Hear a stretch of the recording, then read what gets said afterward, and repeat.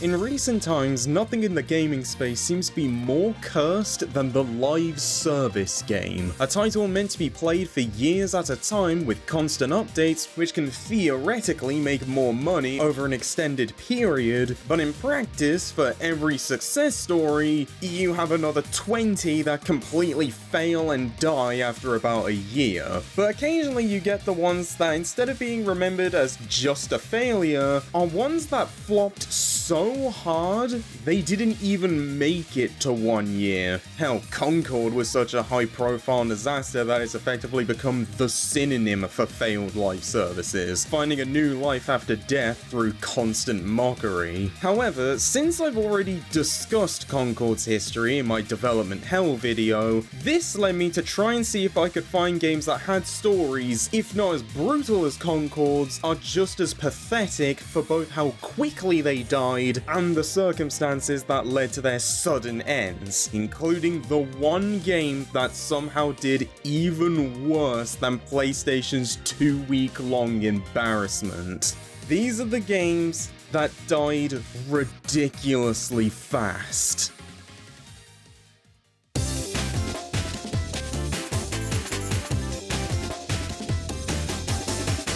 Let's ease ourselves into things by looking at a game that's not as widely remembered due to the larger scale spectacle that came before it, with Radical Heights, the second and final game to come from Boss Key Productions, a studio created in 2014 by Arjan Brisset, a co-founder of Guerrilla Games, and Cliff Bleszinski, a former member of Epic Games that was heavily involved in the creation of the Unreal and Gears of War series. Now, to provide full context of the situation, the game Boss Key had released beforehand was 2017's Lawbreakers, a 5v5 arena hero shooter that prior to Concord was the textbook showcase of what could go wrong with a hero shooter, as despite receiving praise from people who played the game in early showcases and offering some unique ideas like the low gravity mechanic, was a massive failure. Some of the contributing factors including, but aren't limited to, Bleszinski's constant talking point of the game being $30 as opposed to what he described as $60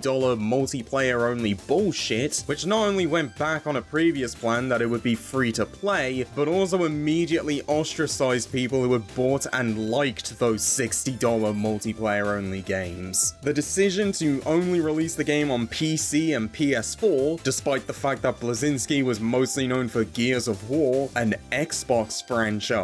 meaning most of his pre-built fanbase likely couldn't even play it, and the unfortunate timing of Overwatch, which even the people working on the game knew they stood no chance directly competing with, and led to people immediately labeling it as a clone, despite both games being made completely independent from one another. The end result was the game reaching a peak of 7,500 concurrent players during its first open beta on PC, which dropped to 3,000 players on launch day, with it then going into the double digits after 4 months. And whilst Bleszinski did claim it was doing a lot better on PlayStation, he also never gave a figure of how many people were actually playing it there. Regardless of how much you want to believe his statement, it didn't change the fact that not enough people were playing the game to maintain profitability, with it being announced in April 2018, just 8 months after the game's launch, that it would permanently shut down in September, with it also going free to play in June, giving Lawbreakers an ending lifespan of 13 months. Now that alone was already embarrassing, but then just 4 days after the closure announcement, Boss Key proceeded to reveal their next title, Radical Heights, a battle royale game that had only been in development for 5 months, that they released on Steam in what they dubbed Extreme Early Access, a marketing-friendly term that attempted to obscure the fact that it was so unfinished they had to label the option to create a female character as Coming Soon. Unsurprisingly, this did not go over well, with almost everyone not only seeing right through the marketing buzz terms, with the supposed 80s game show theming the game had amounting to random bits of color and prize wheels dotted about a barren wasteland, but also picking up that this was a very blatant attempt at trying to jump on the Battle Royale craze kickstarted by the success of both PlayerUnknown's Battlegrounds and Fortnite Battle Royale. The studio seemingly learning nothing from their previous failure, and the following month in May, Belinsky would announce the studio's closure through a Twitter post, with him also confirming people's suspicions that Radical Heights was a last-ditch effort to try and make something that could make them money after how much they lost on Lawbreakers. The server's officially closing in early July, giving an ending lifespan of about 3 months. At this point, I'd question just what the hell was going on in Belinsky's head during all of this that could possibly have led him to thinking this was even a remotely good idea. But given he at some point seemed to think the reason Lawbreakers bombed was because it was too political and had gender-neutral bathrooms in it, I get the inkling that there's just nothing going on up there. With the only nice thing I can say about Boskey's output being that they at least had some semblance of originality to them. I hope this makes it clear that the bar is in hell for this video.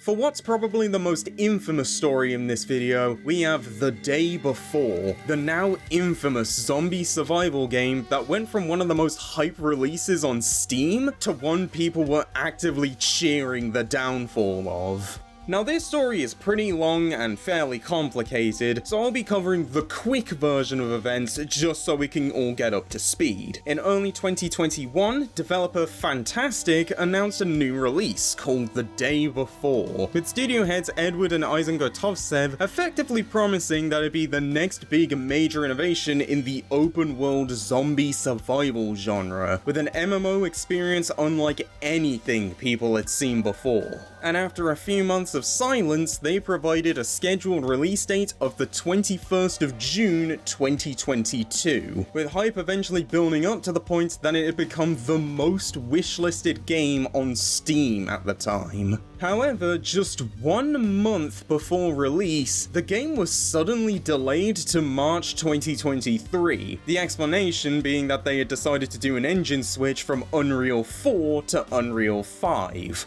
And it's from this point where people would start noticing suspicious behavior going on with the game, which included Fantastic admitting that part of their workforce weren't being paid a salary and were instead volunteers given participation awards and free Steam codes in exchange for their work. In January 2023, the game was delayed again to November and temporarily pulled off of Steam, with the explanation being that they were apparently dealing with trademark issues owing to a calendar app also named The Day Before. And nearly all of the game's promotional material, from trailers to the cover art and logo, seem to have been directly copied from other sources like Red Dead Redemption 2 and The Last of Us Part 2, which when combined with gameplay showcases that looked noticeably worse than the initial reveal trailers, led to speculation that the game was either, at best, a mismanaged, overly ambitious mess, or at worst, an outright asset-flipped scam. Despite this, however, Fantastic would remain adamant that the game was not a scam, and after sorting out the trademark issues, confirmed it would finally release on Steam as an early access title on the 7th of December 2023, and when the people finally got to play it, it was not only just abysmal, being an absolute embarrassment that was on a different planet in terms of how far removed it was from people's expectations based on the initial reveal, but seemingly the Gotovtsev's way of making a breakthrough in the survival MMO genre was to just not make a survival MMO. The game being more in line with your average extraction shooter than anything. In fact, later interviews with former devs at Fantastic revealed that not only did most people working on it have no idea they were making an MMO, but also that some of the delays and baffling choices made were owing to the brothers basically just forcing in random crap from whatever game was popular or they happened to play that week, with anyone who tried to push back on their decisions being threatened with termination.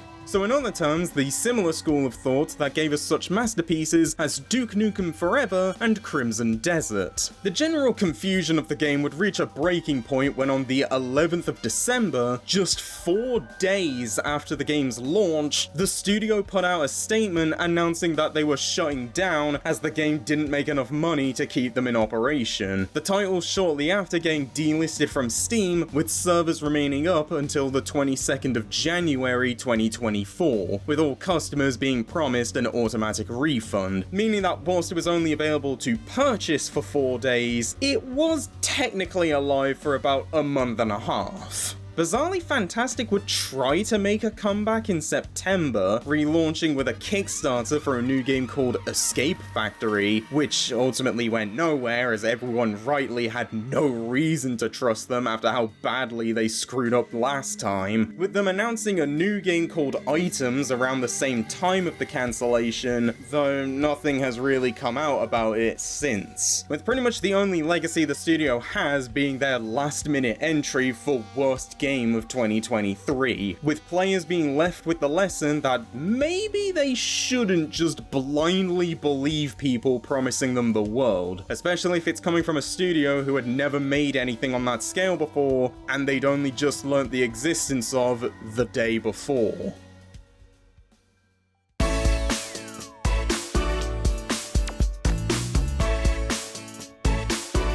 Now, announcing the studio's closure just 4 days after launch is already pretty shocking, but this next one took things to a level that was well beyond the point of parody. The game in question being Love Live School Idol Festival 2 Miracle Live, a rhythm game for mobile devices that's part of the greater Love Live multimedia series that's been going since 2010. This specific entry launching in Japan in April of 2023, with plans to release an international version later in the year, which would have translations in English, Chinese, and Korean. However, not only would this translated version get pushed back to the start of February 2024, in January, it would be announced that the game's online servers would be shut down by the end of March, with any purchases made within the app still being viewable via an offline mode, meaning the game would effectively be going down after just under a year. There not seemingly being an official press statement as to why it was closing so early, but based on online forum discussions, it seems to have come down to a lack of interest from players and fans, due to it barely changing anything from School Idol Festival 1, which was shut down to facilitate 2's existence, along with not really offering anything you couldn't get from similar multimedia-based mobile rhythm games like D4DJ Groovy Mix and Project Sakai Colorful Stage featuring Hatsune Miku. Based on the series of events described so far, you would assume the announcement in January would also mean the global version of the game was cancelled. And if you thought that, you'd be dead wrong, as not only did the global launch still happen for whatever reason, it led to the now infamous Twitter post which announced both the game's launch and closure date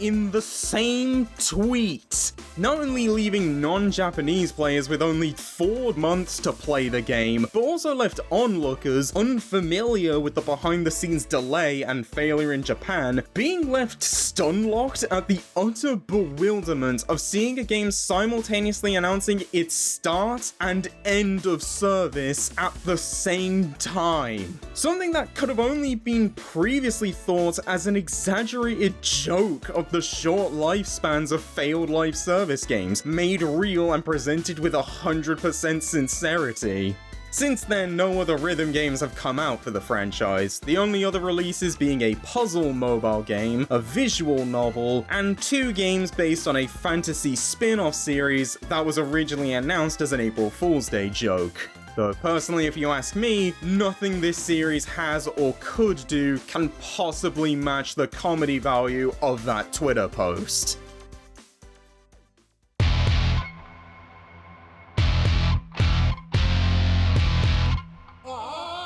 So far, we've covered games that, whilst all having short lifespans, still lasted multiple times longer than the phenomenon's poster boy in Concord. So how about we take a look at the one live service game that actually died faster than it, with 2018's The Culling 2. Our story starts in March 2016, when the American independent studio Xavient Games released a battle royale game called The Culling on Steam via early access. The initial idea for it coming about when they noticed the popularity of battle royale mods, the game quickly rising to become one of the most played games on Steam, with The Culling often being cited as the first standalone battle royale game, fans coming to like its emphasis on melee combat and how its blocking mechanics made direct fights have an interesting risk-reward dynamic to them. Unfortunately, Xavient would end up squandering their advantage of being a year ahead of the trend, as updates for the game would end up constantly adding new features and mechanics that not only led to the team losing focus and rendered it impossible to properly balance the game, but some additions even outright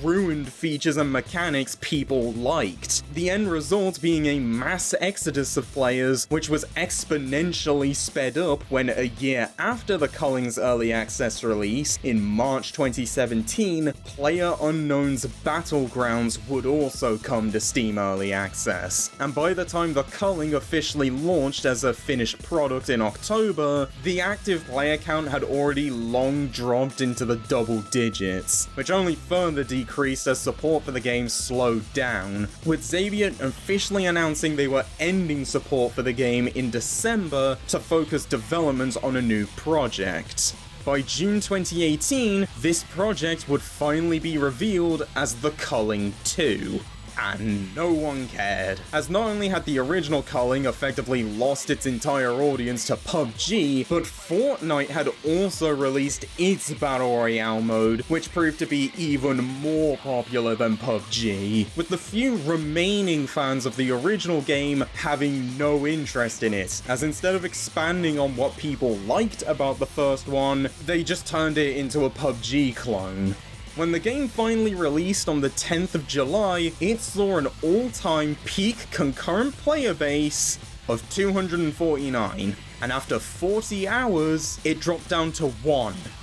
As in, there was only one guy playing the game on PC. And on the 18th of July, Xavient would admit they completely whiffed it by delisting the game, shutting down the servers, and going back to relaunch the first entry as a free-to-play title, and in a state more in line with its early access version, under the name The Culling Origins, officially crowning The Culling 2 as the shortest-lived online game with a total lifespan of just 8 days. Unfortunately, it was too little, too late, as the Culling Origins would get delisted in March 2019, with the servers going down in May, once again due to lack of player interest. And whilst the team would attempt yet another relaunch in May of 2020, this time with a mechanic where players would only be able to play one match per day unless they bought microtransactions, which was later up to 10 free matches a day following intense negative feedback, this version also quickly died, getting shut down that November, the Culling having gone from arguably the progenitor of the Battle Royale genre to a series that somehow died 3 times in the span of 3 years, it overall having no staying power whatsoever and has effectively been forgotten to time.